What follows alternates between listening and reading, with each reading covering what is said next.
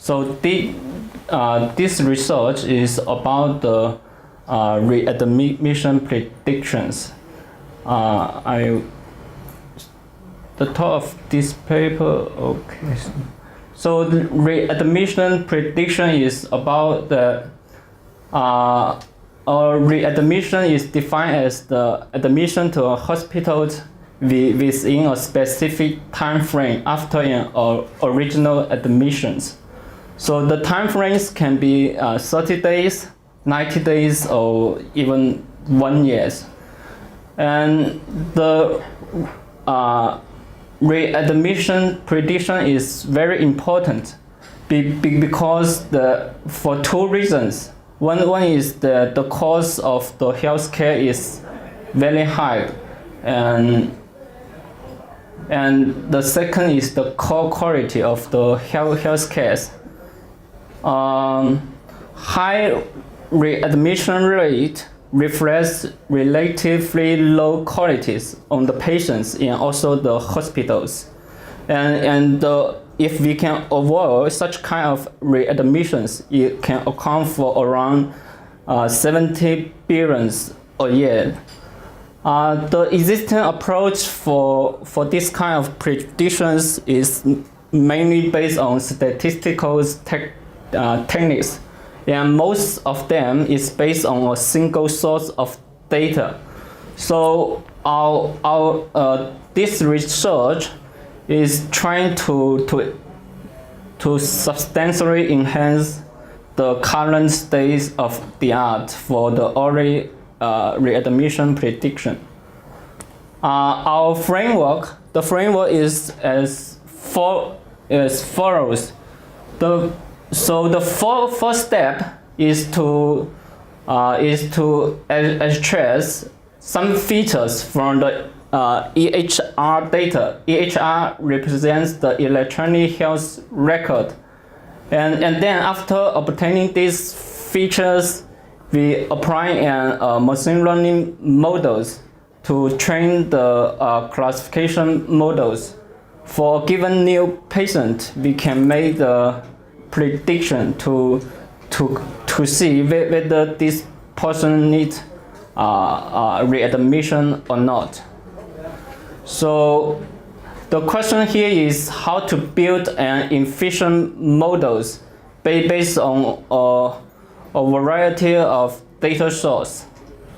So the data source can be very different. Some typical data source is the vital signs. This vital signs includes some basic but very important measurements, such as the pulse, heart rate, temperature from the routine clinical process, or other data sources such as the demographics of the patients and some bedside monitoring data and some other data, for example, the lab test. So this kind of data contain very different features, including there may be some categorical features or some numerical features. For the heart rate or temperatures features, they are actually time series features. So they are very heterogeneous in terms of the data representations. So how can we extract the useful features or predictive features, and how to combine these features together and fit these features into the classifiers is the key problems here. Yes, this lists the challenges I just mentioned. So in addition to the heterogeneities of the data sets, so the second challenge is the how can we obtain highly discriminative features from these general basic science features? because if we just simply use statistical features, is not good enough, because these statistical based features do not take into account the objective of the learning process. And the third changes here is the schools distributions of the class. So it is very common that the readmission prediction problem is a class imbalance problem. So often just less than 15% patients are needed to be readmissions. So the fourth change here is, if we want to deploy such kind of learning systems into our real life, the one typical problem is that the end users is very different. Some end users may be doctors or even the patients, but the doctors can be from very different categories, so different levels of doctors. So this is the four challenges if we want to really deploy such a good and efficient and also effective prediction systems into our real-life hospitals. Here I will come into the details of how we extract the features. So for because in the later learning stage, we will use the neural networks. So neural networks cannot handle categorical features. So we need to convert into a numeric features. One typical way to convert it is the widely used one-hot encoding. One-hot encoding works in this ways. So if we have k feature values in a feature, so they will generate, for each value, they will generate a vectors of length k. Yeah, only each cells in the vectors corresponding to a value in their features. So for example, for the gender features, we have two values. So when the value is present, it will have 1 in their cells. The other values will be 0. So they will be 1, 0, or 0, 1 for the gender one-hot encoding features. For the time series features, we use the CNN to do the feature extraction. As you might know, the CNN can work very well to extract such kind of features. And as I just mentioned, the commonly used techniques to extract the features from the vital signs are statistical based. They do not, or they may generate some high order, say fourth order, second order, or even higher order features based on these signs. However, they separate the feature extraction parts with the classification part, so they are not very indicative for the classification task. So using the CNN here, the benefit is that when we generate the new features, we take into account the later classification objective. So this kind of process can help us to generate much more discriminative features for the later classification stage. The reason, one major reason for why use CNN for the vital signs feature extraction is as already described. Another major reason is that they can help us to well discriminate different trains of the time series features. So in addition to the CNN, to the use of CNN to learn the new features, we also use the traditional statistic-based features. So we add some additional highly discriminative features in addition to the basic statistical features.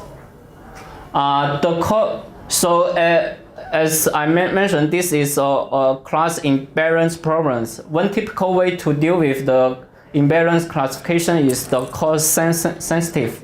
The cause sensitive, the intuition of the cause sensitive prediction is that the cause for the false negative is much higher than the cause of false positive. So we assign a higher cause for the false negative case. So which will help us to have higher penalties for the false negative, which help us to increase somehow to increase the true positive rate. So for cause sensitive prediction, basically we increase the cause function here into the objective functions, such that when we do the classification training, we minimize the training cost. The training here, the one key difference from the traditional classification is that we add the cause sensitive here and modify using the cross and entropy loss functions, and then we use the backward propagation mechanisms to minimize these objective functions here.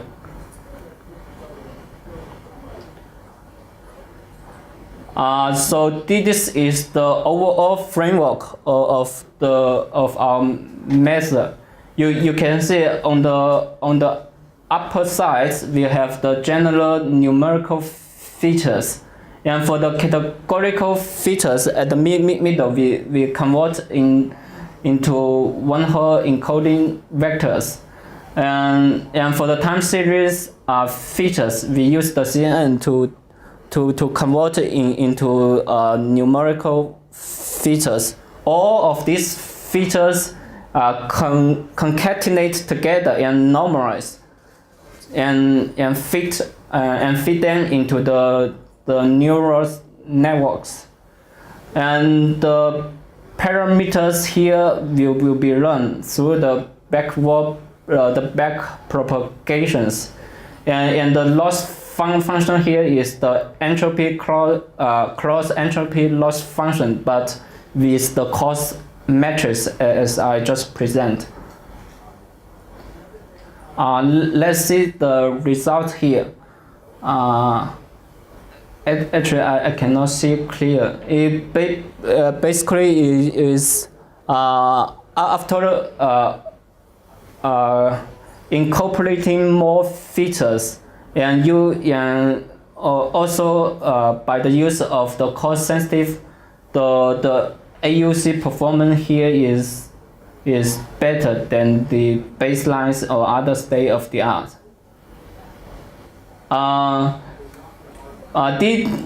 This set of results is that as I just introduced at the very beginning, the readmission time frames can be very different.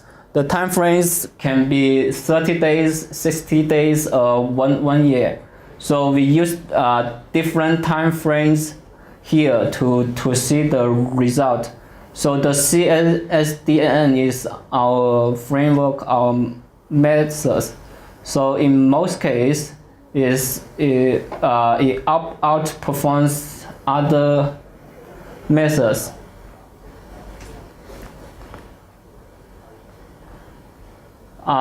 In terms of the system deployment, so it works very similar as we did in the normal way. So for us need to do the data acquisitions. After the data acquisition, we need to do the data pre-processing. So to convert the features and to extract the features. After having all the features, we feed those features into a classified model and training. And given a new patient, we will make the predictions based on the features of those patients.